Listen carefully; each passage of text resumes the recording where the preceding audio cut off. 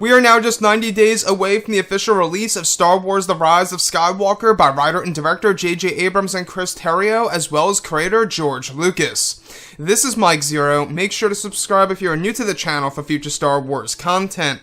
Now, what's really exciting about Episode 9 is that we do know that this film is going to hold many different connections to the prequels, the originals, and even Star Wars Legends that's going to be used as inspirational source material to tell a very unique and original story by director J.J. Abrams in order to end the Skywalker saga in a very satisfying way for not just hardcore fans but also for casual and new fans alike around the entire world. Now, on top of all of this, these past couple of weeks or so, we've been learning a whole lot more about this film, and all thanks to D23, the big event that happened a couple of weeks ago.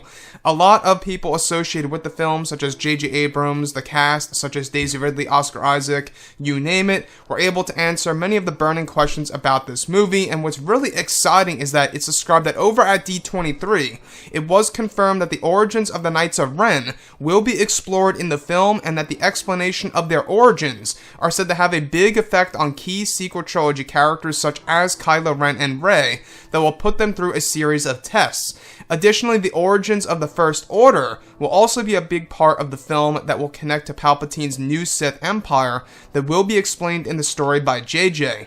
The relationship between both Rey and Kylo Ren is described to be very emotional that will cause the characters to make difficult decisions in the film from start to finish. Both Rey and Kylo Ren will receive brand new powers in the film that are actually said to have never before been seen in the sequel trilogy era so far, that J.J. Abrams came up with as well as George Lucas. Now, Palpatine's return will also be explained in the film. That is also said to change how fans will view the very end of Return of the Jedi. Now, the film is said to be based off of course, many different pieces of Star Wars Legend material, as well as how the film will contain every single theme song by John Williams from the Skywalker saga will be a big part of the story in some way that will fit key moments and character choices. So let's go over a couple of parts about this. Now, I think it's pretty safe to say that one of the group of characters that a lot of people are very curious about has all to do with the Knights of Ren. Now, the Knights of Ren are very mysterious characters. We know little to nothing about them other than the fact that they are going to have a big role in this movie from the very beginning to the end of Episode 9, which really is a big deal because the Knights of Ren, a lot of fans are very interested in them. A lot of fans are invested in those characters because of how mysterious they are, how they are associated with the dark side and Kylo Ren. Very interesting stuff indeed, how their origins are going to be fully explained in Episode 9, as well as their origins having a big and dramatic effect on the decisions that both Rey and Kylo Ren will make in this movie. I want to get over to Rey and Kylo Ren's relationship. Now, it's actually explained that Rey and Kylo Ren's relationship is going to be very emotional in the film and will lead to many different challenges and different decisions that Rey and Kylo Ren will make from the actual start and the end of this movie. Now, a lot of fans are starting to wonder on whether or not it's going to lead to a Bendemption or a Kylo Ren redemption arc, if you will. In The Rise of Skywalker, that's one thing that a lot of fans are very curious about is, of course, whether or not a Bendemption is really possible in The Rise of Skywalker, which Kylo Ren being redeemed, a lot of people are so-so on that. It seems like it's a half and half type of thing. I'm kind of in the middle. I'm not quite sure how we would really feel about Kylo Ren being redeemed after himself killing his father, but we'll have to wait and see exactly how it's all going to be done on the big screen.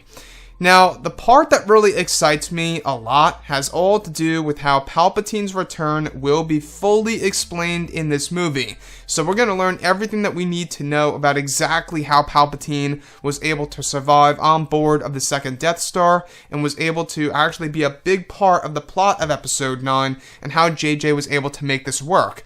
But not just that, every single theme of the Skywalker saga is going to be a part of Episode 9. So every single song, every single theme that you know about from Star Wars Episode 1 leading all the way up until Episode 8 are actually going to be in Episode 9 and will serve a big purpose in this story.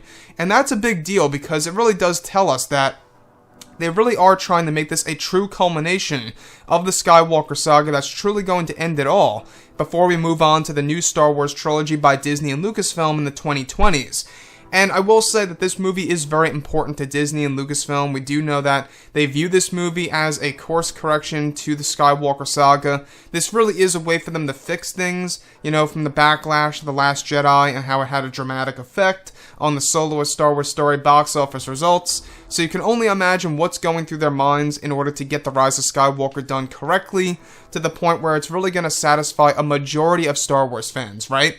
So this movie does have a lot going for it, and I will say that when we look at Episode 9, it really is quite surreal that this is the end of the end right now of the Skywalker saga before we move on to a new mythology that's going to be done by Disney as well.